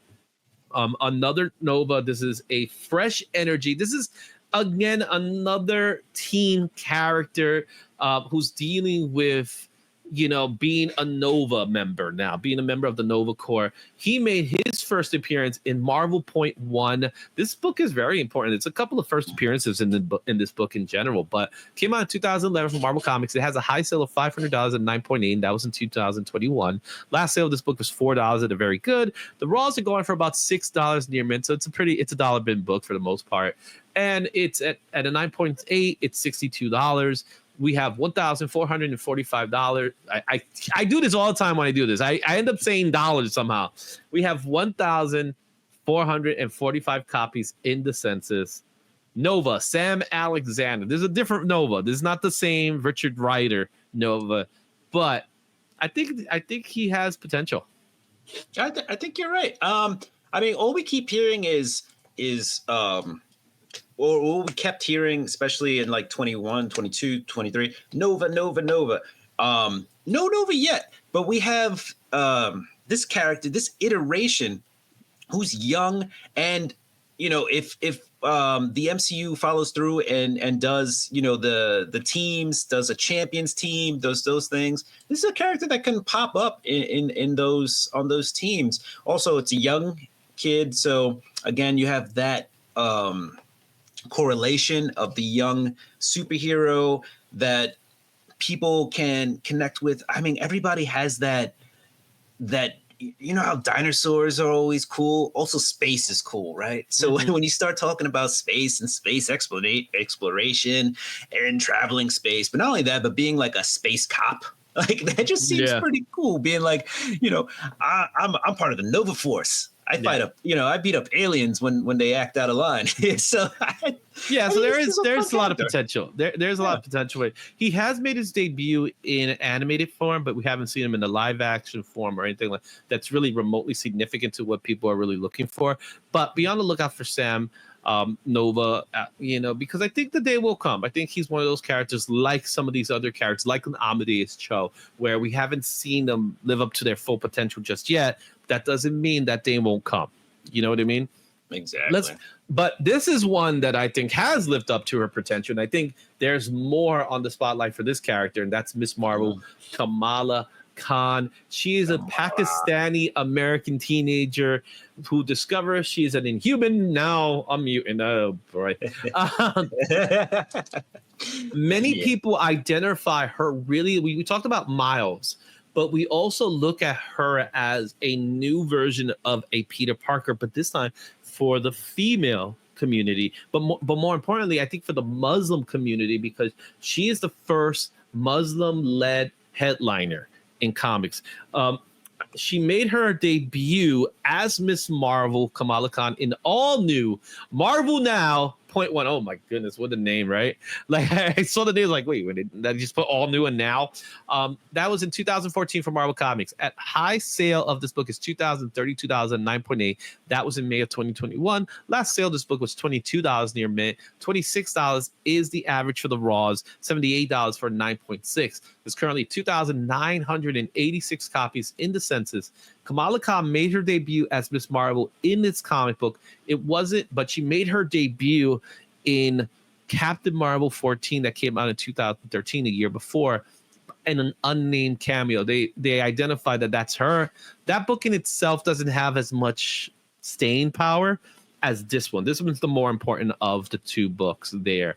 But when talking about Miss Marvel, we're talking about Kamala Khan, we are looking at another Peter Parker icon type character with her. And I think Iman Vadia, I'm probably butchering her name, she encapsulates Miss Marvel perfectly. Yes. Does a great job. I mean, I only find one flaw with this character, and that's the fact that she's from New Jersey. But she's from Jersey City, so yeah, I mean, it's close. It's close enough. yeah. Cross the pond. Right. Listen, I mean, for all. So I think sometimes this is one of those characters that it really grown into their skin, and I feel like sometimes the things that Marvel does, like Inhuman, mutant, let the character be. Like the character is great. I read Miss Marvel books, and I think this is one that has a voice. They've really managed to give Miss Marvel a voice. So I mean, just let the character do its thing and stop trying to force certain things. With that said, and I mean, that's just my own personal opinion, but this Miss Marvel, I agree with you on that. By the way, I agree. Yeah, it's a really good character. So let Kamala be her thing. Kamala is a good character, a great character that can stand on her own. We don't have to give her a team or anything like that. And great representation. Again, another character that I think is something that there's an audience for that can relate to it, but also the mainstream. We all know who Kamala Khan is. Been in movies, been in TV shows. Yeah. nice representation as being a Pakistani American, not a thing we see a lot of, which I think we're going to start seeing these characters growing, right? We're going to see different representation. We got a bunch of Boricua characters coming out, Hispanic, Latino characters coming out. And I think other representations are going to, start to shine through the Asian community, the Middle Eastern community. These are characters that are important to everybody. Yeah. Everybody needs that representation. And I think Kamala Khan is one of those that's really hitting and should continue to hit. And I agree with you in that. In what I said earlier, when I said I agree with you, is I think what Marvel has been doing, Marvel proper has been doing, is kind of like they're just giving us too much of her without giving her the right amount of her. And I think what will make her stand out in the same way that Miles stands out, give her her own title, give her to a writer that understands the traditions of being a Muslim girl, right? And focus the story on that with superhero hijinks, because you got to get the superhero hijinks part into it, right? Yes. Stop trying to spoon feed her into the mutants because now she's a mutant in the MCU, right? I know why she was an Inhuman in the comic books instead of a mutant, because originally she was supposed to be a mutant, but because Marvel at the time they wanted to do an anti-mutant thing because they wanted to get the rights back in 2014, that they turned her into an Inhuman instead of a mutant when she was originally supposed to be a mutant, and now she's a mutant. No, you called her an Inhuman. You should have kept her that way. Let it be. Move on. Get over with it. You know what I mean? Right. We don't need this. Yeah. So. And I think even though she is an X-Man now, like, don't force feed it. All right, she shouldn't. My personal opinion, she shouldn't be in the X-Men. My personal opinion is give her story in New Jersey, living her life and dealing with being a superhero in New Jersey. That's still also that story never ends. Everybody loves that story, and if you keep it that way, I think you get more people to read the comic books than to stop feeling like, oh, you're giving us Miss Marvel again. We're sick and tired of her. Right. I like the character. And I had an argument with someone when it's not that I don't like her. I think she's fantastic. It is the edict of you gotta make her into the number one star. No, let her become the number one star. Let it happen organically, because let's be honest. It does happen if you let it breathe. Let it breathe. And I guarantee you, she has the potential of being one of the top 5 characters of this era if you let her be that. You know what I mean? Right. All right, man.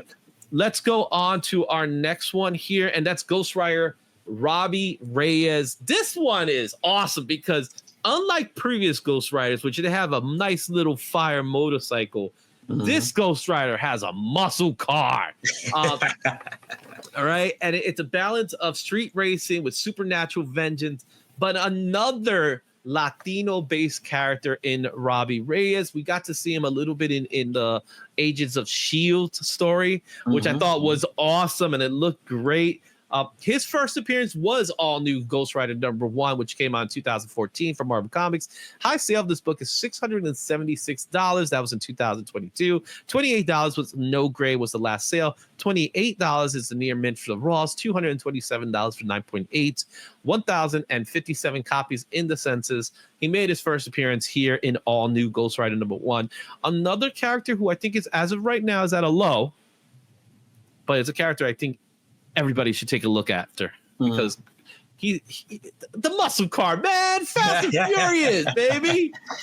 Yeah, no, that muscle car is definitely what makes this Ghost Rider stand out. I mean, once you put a flaming skull on the screen on paper, art wise, like, it is just awesome. I know one time I was at a Comic-Con and I asked the guy to draw me a Ghost Rider. Because I bought his art book and he was like, "Oh, I'll give you a free sketch." And I was like, "Oh yeah, draw me Ghost Rider." And I was expecting Johnny Blaze or Danny Ketch, and he drew me Robbie Reyes, and I was like, "Oh, okay," like, I can see it. Thanks. Yeah, but it's definitely it's the current day Ghost Rider. I think for those of us who grew up in the 90s, we had Danny Ketch, and people who came before that have Johnny Blaze. This is the Ghost Rider of the 2000s of the current current Sentry, and Mhm. it's a cool, like you said, it's a cool Ghost Rider. He's got the car.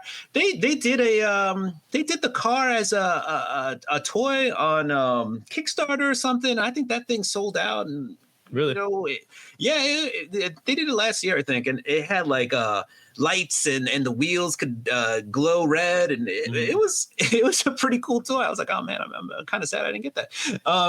But, Now, I do have the ultimate question. Yeah. Is he related to Blue Beetle? right. They couldn't come up with another Spanish name. They couldn't just call him Robbie Rodriguez or something like that. Right. Oh wait, there is a Robert Rodriguez out there. There is. There's even a film director, yeah. But if they do a crossover, I mean, they're going to do a crossover. Why not have Blue Beetle versus Ghost Rider? And they should be cousins, right? Like straight up cousins. Hey, primo, just talk to each other like that. That'd be awesome. I think I'd write a story like that if that was me. Yeah. All right. But I think this is a cool one also because it is the West Coast Latino representation. So exactly.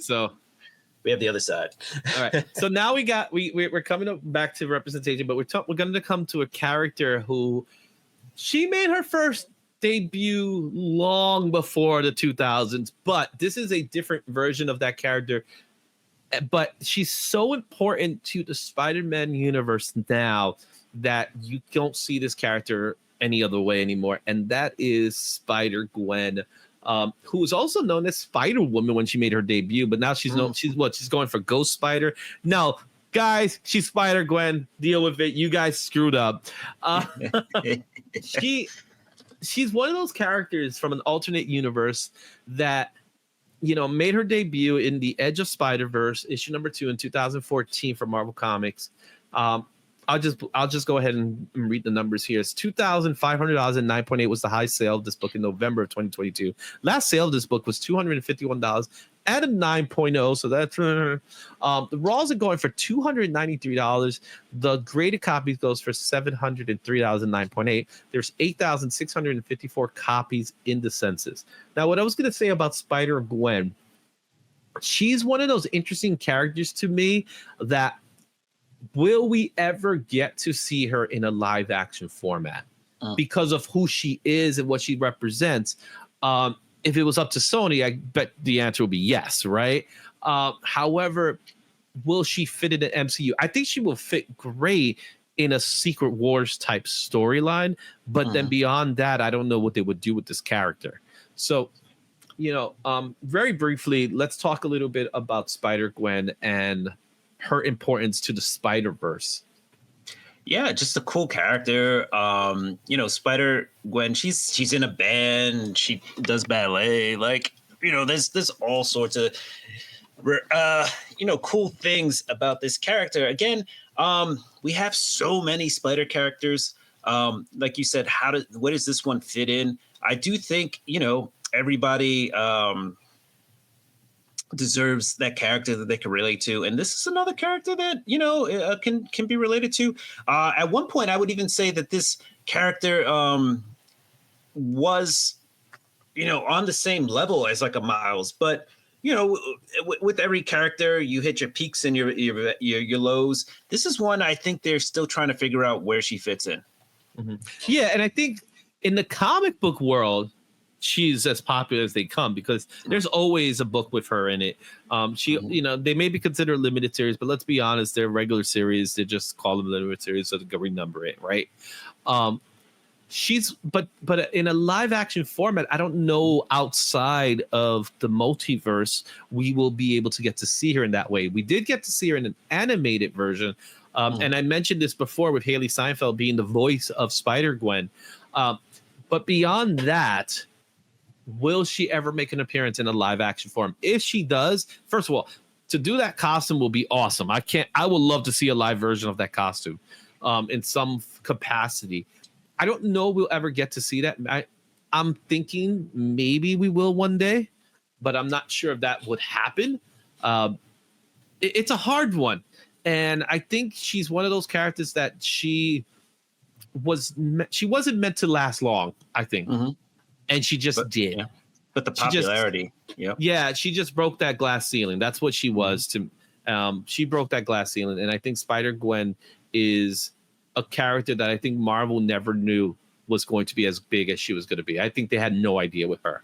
Tons of potential. And I think just the fact the Spider-Gwen, it's kind of a what if. People are like, oh, what if, Gwen Stacy had survived, like, that's exactly what it is. This could have been a possible outcome. Yeah.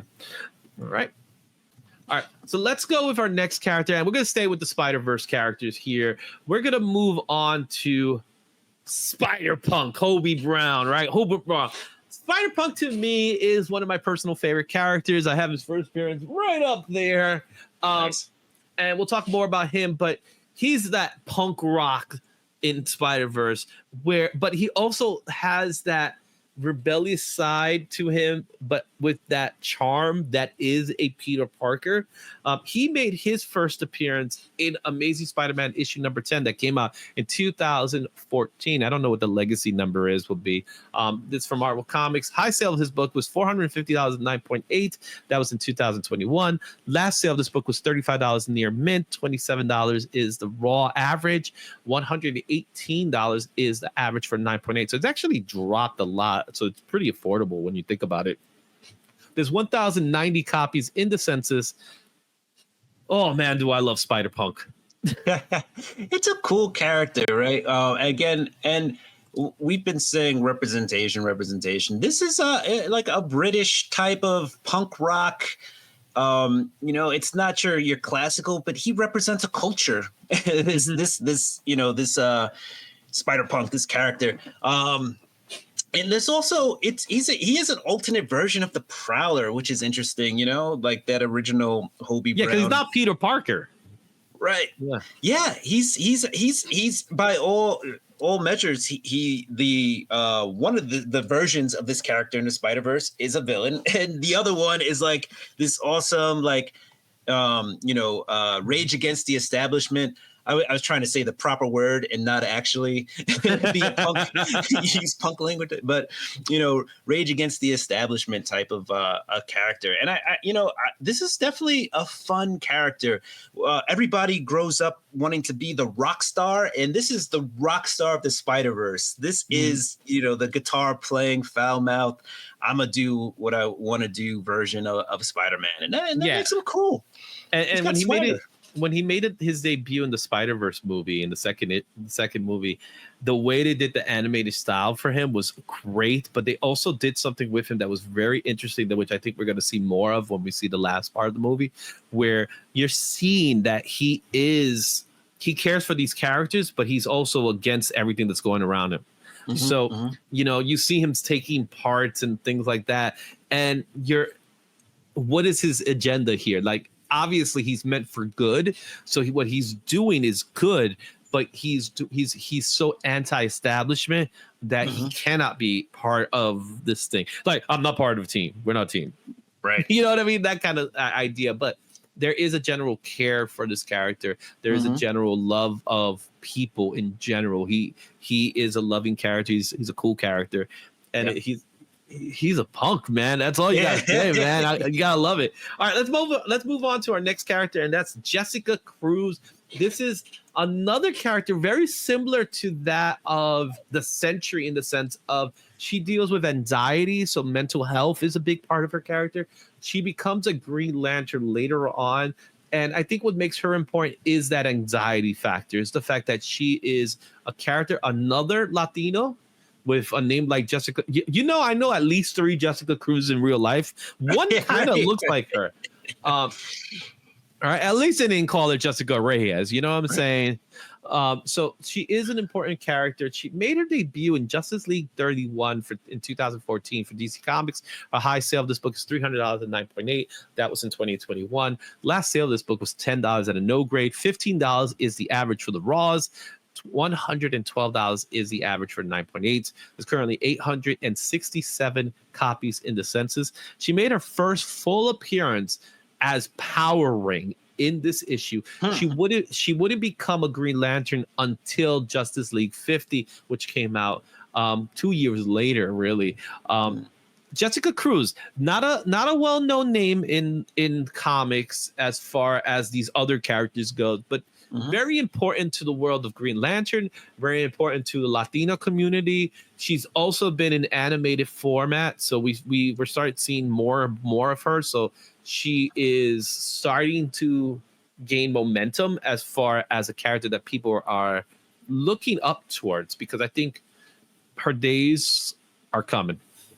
Yeah, I think you're right. This is, like you said, this is one of those characters you put on the list. This is a potential character, but also, like you said, very important. If you're a Green Lantern fan, you know who this character is. And if you're going to start following the Green Lantern, I mean, there's going to be a push in the movies and stuff for Green Lanterns, and you know they are a core, if you will, and so, or corpse, and there's going to be a bunch of them. Corpse?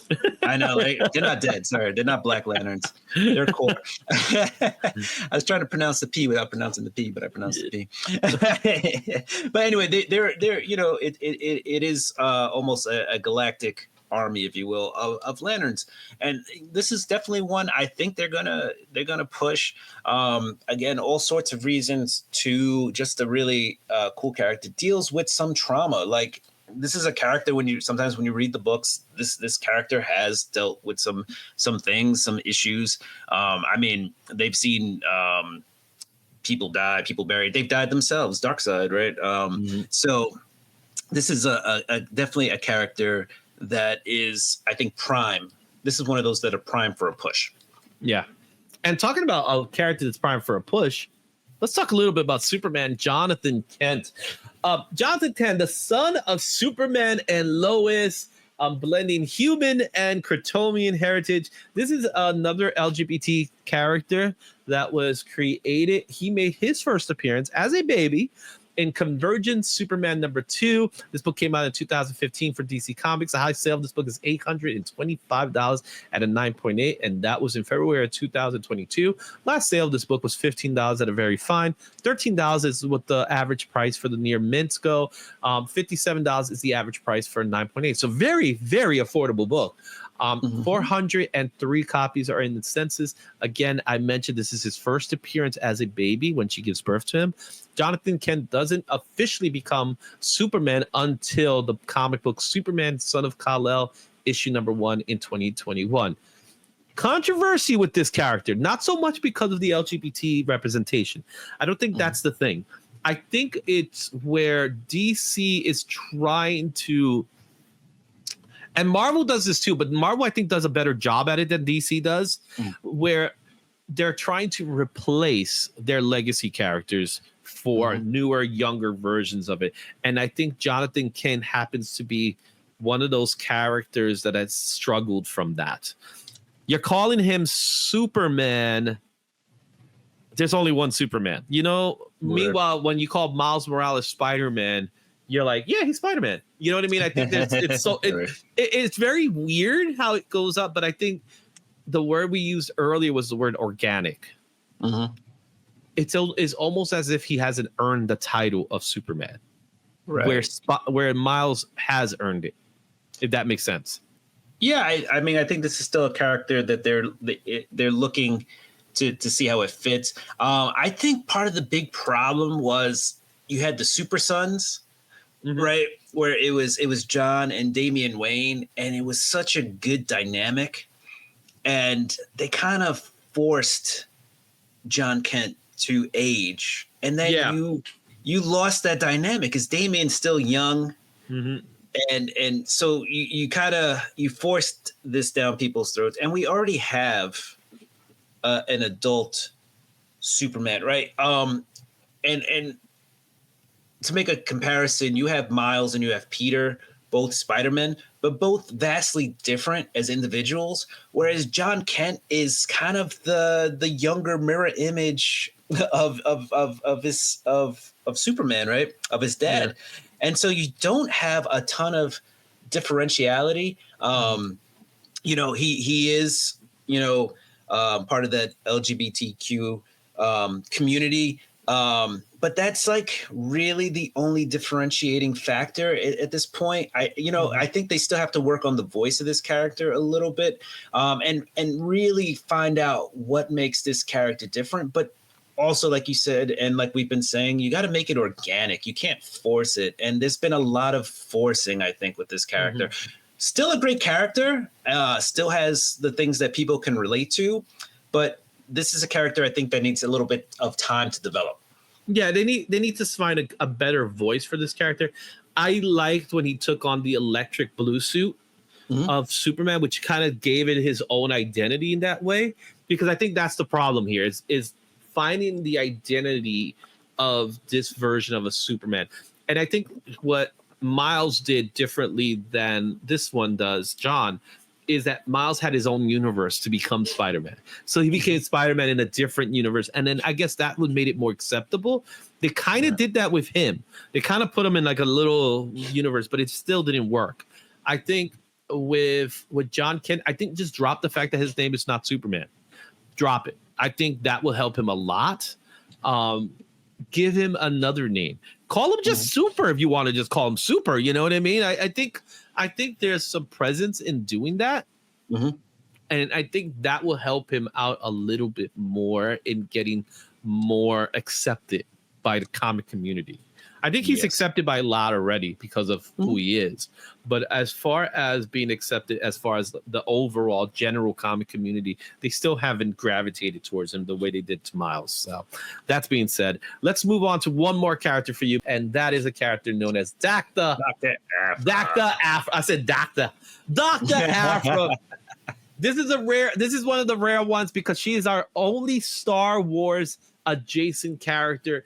I say adjacent because she has not yet appeared in Star Wars lore in as far as movies and TVs go. She is a rogue archaeologist from the Star Wars universe with a morally gray compass.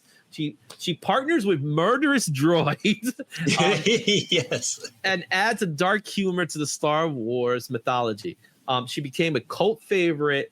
She is one that she doesn't pick sides. She's one of those very few characters within the Star Wars universe. She's not part of the Jedi Order. She's not part of Sith or anything. She's her own thing. So almost in the same way as a Han Solo is, Dr. Aphra is.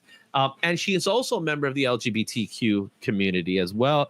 Her first appearance was in a book called Star Wars Darth Vader #3 that came out in 2015 from Marvel Comics. High sale, this book is $663.09.8, and that was in January 2022. Last sale, this book was $36 at a very fine. $37 is the average for the Ross or near mint.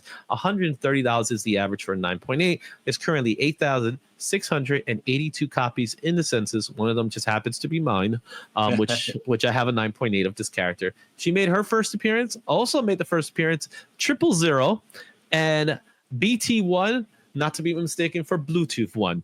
Because that's the minute I saw it, I saw Bluetooth. All right, Dr. Aphra. I don't know. I don't really read Star Wars comics, but I know about Dr. Aphra. She is probably the most famous non-TV movie Star Wars character there is. She has not made her appearance in live action form or even in cartoon form from what I know. That means she's yet to reach her peak. Yeah, I mean, this.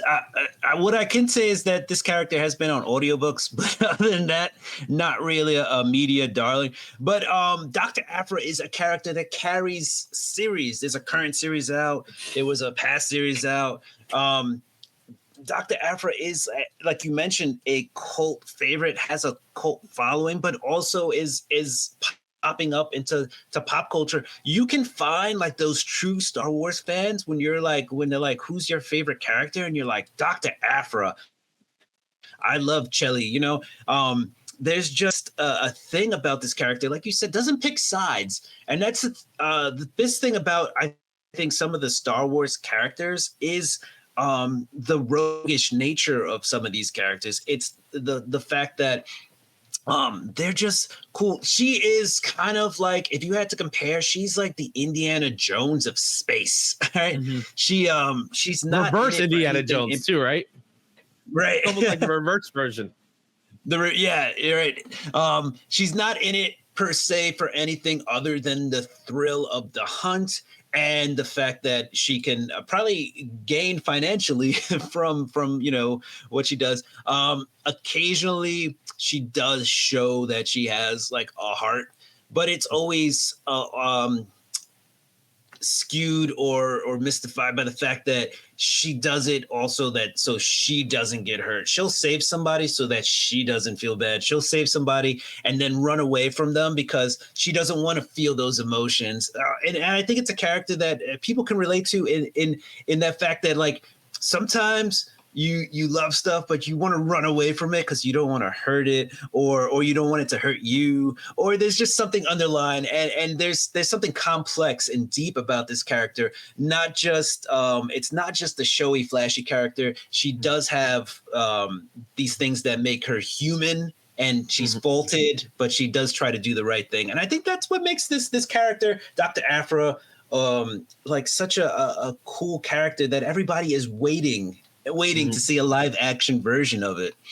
Yeah, I'm waiting for it. I asked the question too. It's like, it's coming. It's coming. We're going to see her. I say within the next 3 years, we will get our live action Dr. Aphra. Yeah. That's all I have to say about that. And I do have to add, I think the murder bots had a big part of the lore. So there's a Mandalorian movie coming. Could she be part of that? I think so. I think there's a good chance that at the very least you get a cameo. I think yes. Short answer.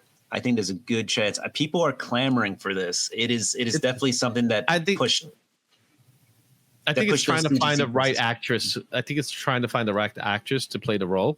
Right. Because you have to find someone that's going to embody this character.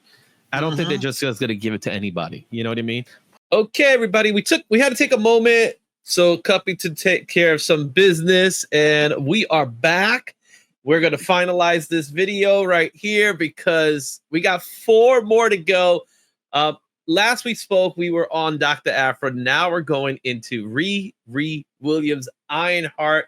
This is a teen genius who built her own Iron Man suit. More importantly, we just finished wrapping up a Disney Plus series featuring Ironheart, Riri Williams. It was a fun show. I didn't get to finish seeing it, so I still have to finish it. I know everything that happens, though. I already know all the spoilers and all that stuff because it was kind of given away and stuff like that. But before we even talk about that, let's talk a little bit about the figures when it comes to this book. It's Invincible Iron Man number 9. This is her first full appearance. She did make her appearance in issue 7, but this is her first appearance as Riri Williams, as Ironheart. She does gain the mantle of Ironheart in the Ironheart series much later, I think about a year later. And so high sale of this book is $1,000 at a 9.8. That was in April of 2021. But man, has this book dropped in value. The last sale of this book is $30 at 9.4. Raws are going for about $32 near mint.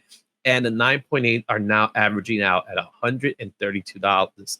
There's 3,677 copies in the census. Cuppy, talk to me about Riri. Riri Williams. What can we say? Another one of these characters that hits with certain people. Another strong-willed character. Another character that is been in several movies now. So right, and has a TV show. So just another character that I think everybody can connect with. It's definitely a character that has, I think, some staying power. And it never hurts to have these characters that represent a certain populace, but also are smart and intelligent, right? So it gives you something to reach for. That's what I really love about this Riri Williams character, And yeah, I think this is going to be one that has some power, whether it's now or later down the road. This is somebody who's going to be around for a little bit. Yeah, and I believe with the TV series, though it started off like with a slow burn, it ended strong from what I'm hearing. Everyone keeps talking to me about how the series ends. She does have her share of haters that are out there. Not sure exactly know why they're out there, but the reality is she does have her share of haters. But I think she is a strong Black character, which we don't have many of, unfortunately. We do have our Storms and those characters, but when it comes to a young representation of a Black character, female character, no less, I think she is one that stands out. She's one that, again, she's a genius, which is also a positive side to this character. So I do believe Riri has some staying power, like you said. I think so, and it's a good representation. Again, one of these characters that is, strong and needs to be out there, honestly. And like you said, there are haters out there. But with this list, I think you could find a lot of these characters that get hated on. that is also true. Now, here's a character that I can't find many haters for. Our next character, again, similar to Spider-Gwen, this character's first appearance is a long time ago, but it is a new version of this character, I think, that's standing out. And the character I'm talking about is about the Batman Who Laughs. It is a dark multiverse version of the Batman who is infused with the Joker madness injection. He brings this horror element into Batman mythos, and he's quickly becoming a fan favorite. In fact, he's probably the last villain from the new Rogues that came out here. He made his first appearance in Teen Titans 12 back in 2017. Now, there was rumors about him prior to that, but Teen Titans 12 is considered his first appearance. He's also on the cover. Came out for DC Comics. High sale of this book is $850 at 9.8. That was in January 2021. Last sale of this book was $53 at a near mint. The raws are going for about $46 at a fine, so you probably could find it for about $50. The graded copies are going for $221 at 9.8. There's 3,439 copies in the CGC census.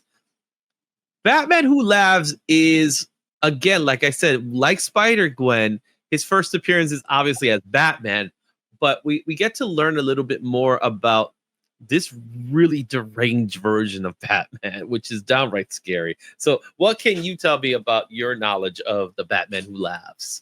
Yeah, like you said, he's just a scary character, but this is the amalgam, right? This is one of those amalgam characters. This is Batman and his greatest villain, the Joker, kind of mashed into one. And I think that's what makes this character so interesting, is you had a character that had, a certain standard, and then it's torn apart by the fact that this serum rips him up from the inside out. And it's really an interesting story of what could happen to Bruce Wayne if he went too far to an extreme to stop his rogue gallery, if you will. And all the characters that kind of came out of this series, this death metal, they were all kind of nightmare fuel, right? All these, they were metal, man. Yeah. So yeah, exactly. But yeah, it was awesome. I think what makes this version so unique is just the design element of it, right? The spike mask. And how could he see through this spike mask? I'm still trying to figure this thing out. And then he creates his little Robin demons, which are even more psychotic. It is a Batman who is everything that Bruce Wayne is, but is everything that Joker is, as you said, put together, which makes him really the most dangerous villain you could think of, because you have the element of Batman, who's considered to be the most dangerous man in the DC universe, that even Superman's afraid of him. And now you have the Joker element that's on top of that. It's a character that's going to have a lot of longevity. I can't wait to see if they ever pull the trigger with this character. You know what I mean? That'll be something if they did. This character is, like you said, it is probably the deadliest character that can exist in the DC universe. And speaking of deadly characters, we're going to move on to some indie darling. And it's an indie darling that she's gained momentum really because of the pandemic, really. And it's a character that today we could look at and say to ourselves, she is someone that she hasn't hit her peak yet. She's going to hit her peak very, very soon. I'm talking about Erica Slaughter. Erica Slaughter is the monster hunter behind Something's Killing the Children. She protects kids. She has a little bit of an attitude, which makes her kind of cool as well. But she's a modern representation of your typical superheroine that fights evil monsters. She made her first appearance, obviously, in Something's Killing the Children, issue number 1 from Boom Studios in 2019. High sale of this book is $1,500 at 9.8. That was back in May of 2021. Last sale of this book was $735 at a 9.8. Raws are going for $403 near mint. The graded copies are going for $678 at 9.8 on average. But as you can see by the last sale, that's number could be tad skewed. There's currently 3,943 copies in the census. We got our first appearance of Erica Slaughter. I remember reading Something Killing the Children about 2 years ago, and I realized, oh yeah, she's cool. So talk to me about your understanding of who Erica Slaughter is. Oh my gosh. Erica Slaughter, the monster hunter, but also like the savior of children. Not afraid actually to use children as bait though to catch these monsters. Like she's not exactly a good person, right? But she means well in some weird way. Yeah, in some way. But I think this is a universe that James Tynion, probably one of the hottest writers right now, the fourth, right? He's created something here that is easy to digest, connects with so many people, just because as a child, you were always scared of monsters, right? You're always putting the blanket over your head. And this is kind of an explanation as to what those monsters were, which is frightening. And then this, like you said, this book came out, I think, just around the right time to catch fire. And the thing is, there's still a show that's supposed to come out that'll back it. So it's got these humongous numbers without even a whiff of what this new show is going to be. But like you said, this character is definitely one of those kind of anti-heroes, kind of does the right thing, but doesn't always do it in the right way. So it's a really cool character. Yeah, and with James Tynion, the fourth, what he did, he built a universe. Similar to that of Robert Kirkman with The Walking Dead prior. It's kind of that same element. We got the horror elements of a monster world, but we also have the story of really Erica growing up to becoming who she ends up becoming. You got the House of Slaughter, which is part of it, which I think that's going to end up being the title of the show, because I think Something's Killing the Children might be a little difficult to sell as a TV series for Netflix, but who's to say it's not going to happen? It's an option developmental hell right now, but it's one that most people are confident we will see it happen. And there's been rumors about when it's happening, but nothing's been solidified. I'll be honest, when I think of Erica Slaughter, you know who comes into mind? Penny from The Big Bang Theory. That's who I envision, because she reminds me of Erica Slaughter for some reason. I don't know why. Maybe that's just me, hopeful. But with that being said, we're gonna do a 180 now. We're gonna go away from horror, and we're gonna go to our very last character, where Something's Killing the Children is all about monsters. It's a horror, violence, all that stuff. Our next character is a beloved mascot, and it's our last character. It is the one that I had to put in there, and for good reasons. You're laughing because you know exactly who I'm thinking of. It's none other than Jeff the Land Shark. This is the man. This is my favorite character. There's something about him that's so important to me, because he made his debut early. He made his debut not that long ago. He's actually been around for just a few years now, but he is an adorable pet shark, land shark, whatever that's supposed to mean in the Marvel universe. He is the pet of Gwenpool, which we could have put her in this list, but I felt, you know what? Yeah, maybe. He's getting a cult following. I'm probably one of the leaders of that cult, by the way. But before we start talking about Jeff, let's talk about where he made his debut. He made his debut in West Coast Avengers, issue number 7. That book came out in 2019 from Marvel Comics. High sale of this book is $515 at 9.8. That was this year, last month. That's how much this book is going for. The last sale of this book was $200 at a no grade. The raws are going for just under $200 at $197 near mint, while the graded copies on average are really $500. There's only 220 copies in the census. I have my copy right there.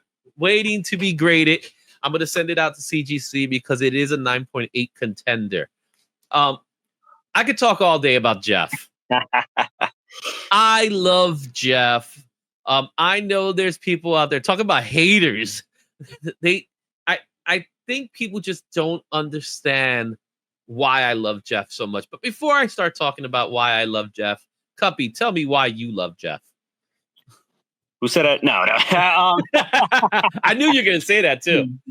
Right. No, you know what? Jeff the Shark is just, I think we all, everybody's an animal lover. I mean, there's very few people who don't love pets. If you don't love pets, there's something wrong with you. But anyway, Jeff's that perfect combination, and he just gets into so much trouble. And he's a kind of character who he doesn't say anything. He doesn't have to say a word, but you just follow his story and you're like, oh, that's so cute. Meanwhile, he's causing all sorts of calamity, breaking stuff, causing people accidents. but it's just such a cool character that he's now just started to go off on his own. Like, he's not even with Gwenpool. He's just starring in his own comic books, doing his own thing. And at the end of the day, you're just like, oh man, that was so cool. That's so cute.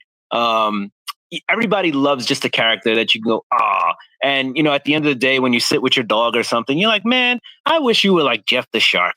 He's such a cool dog. Like, just a cool shark, just a cool character, a cool creature. Like that, you can't say more than Jeff's just cute, awesome, and I want to hang out with that dude one day. Yeah. And I think one of the things about Jeff that's very important, and this is why I love Jeff in general, is he's a gateway to comics for kids. Mm-hmm. And we need more of that. We don't have it, especially in our traditional Marvel DC superhero universe. Now, Jeff doesn't, he's borderline superhero comics, but he does have his superhero adventures. He is part of the Marvel universe. And when they do Jeff's stories, you always have cameos from other superheroes in the story. But what's more important about Jeff the Land Shark is he can be a mascot for that young child, that 5-year-old, that 3-year-old, that they don't read comics. They don't need to read comics because all you do is just look at the pictures of Jeff the Land Shark, and now you're into comics. You're into the story. You get to see him interact with characters like Spider-Man or Iron Man or Thor, and there's this really fun story of him going and getting laundry done. What people don't understand, and I think this is where a lot of like our older crowd, I'm going to use the term older crowd of comic book purists, they want superhero adventures. They want Spider-Man. They want Thor. They want Batman. But the kids, if you give kids a character that they could look at and say, this character is cute, this character is awesome, that's an opportunity for them to start reading comic books. That's an opportunity for them to get into comic books. We need more of that. That's why books like Dogman are so successful, right? Because they have that element already attached to it, where Jeff the Land Shark becomes that. He's a pure character. That you don't have to worry about him doing something wrong in that way, right? And same thing with characters like Crypto. Crypto's one of the older characters. Jeff and Crypto, they'll be hanging out partners really soon because they're making the crossover event with them too. Because there is something about that we need more of, and we don't have it.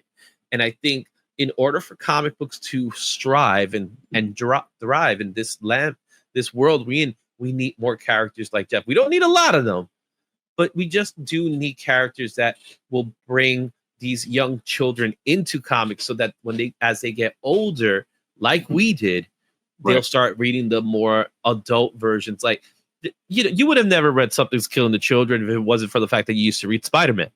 Right. You know what I mean? Stuff like that. For us, that's how I got into comics. I was always into comic books as a kid. And I think that's what Jeff brings to the table that a lot of people just don't see it.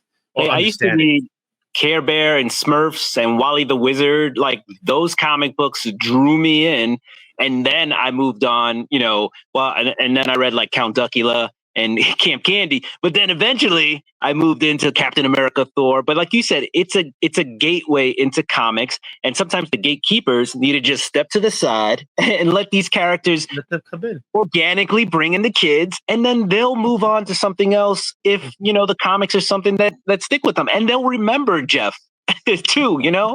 So I think you're totally right. Like, let Jeff do his work. Let Jeff work his magic. Let him bring in that whole new breed of comic reader. And we're never going to take it seriously. We're never going to look at it as like, oh my God, the major event starring Jeff, which, by the way, is the Infinity Paws out now. So go pick up your copy. But the reality, you know, the Pet Avengers is a big deal. The Super Pets with, you know, and over at DC, these are comics that are intended for children. They're meant for children to read. They tore them up into shreds, and therefore, 30 years later, here we are searching for Muppet Babies #1, and we're willing to spend $30 for that comic book because there's a sense of nostalgia that comes along with them after the time frame. And I think that's the same thing with characters like Jeff, like Crypto, like all these other characters that come with that kind of world, that genre of comic books.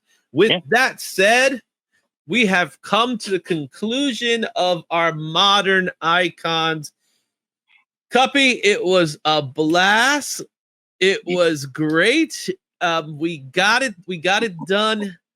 We did. What a list. I know you guys are probably saying, what about this character? What about that character? I had to pick and choose. I had to talk to a couple of people. We ended up with this list. Please tell me which characters I need to put in the next list, because you know what? There are characters that still need to shine. I haven't mentioned Punchline. I mentioned Gwenpool earlier. We could even throw in the Walking Dead into the mix here, but I felt like these specific characters, because in Walking Dead, I think it's more of a universe rather than a character.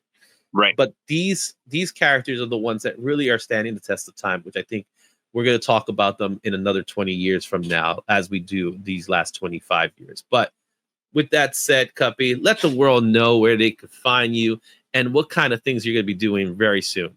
Gotcha. So you can find me at Cup of Comics on YouTube and Instagram. So go ahead, check that out. Hey, check out Monday night, this Monday, 10 p.m. I'm doing Monday Night Raw Books. We're giving away a CGC premium membership. So come through, try to win that while you're here.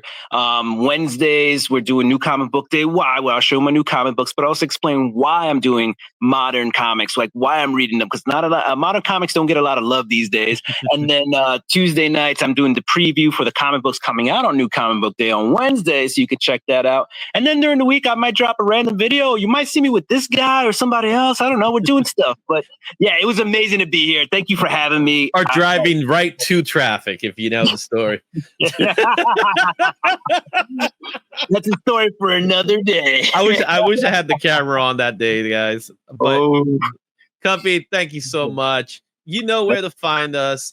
Thank you for watching this episode of Creator Spotlight. I want to give a shout out to Global Comics, who is a sponsor of this channel. And many of these comic books you can read at Global Comics.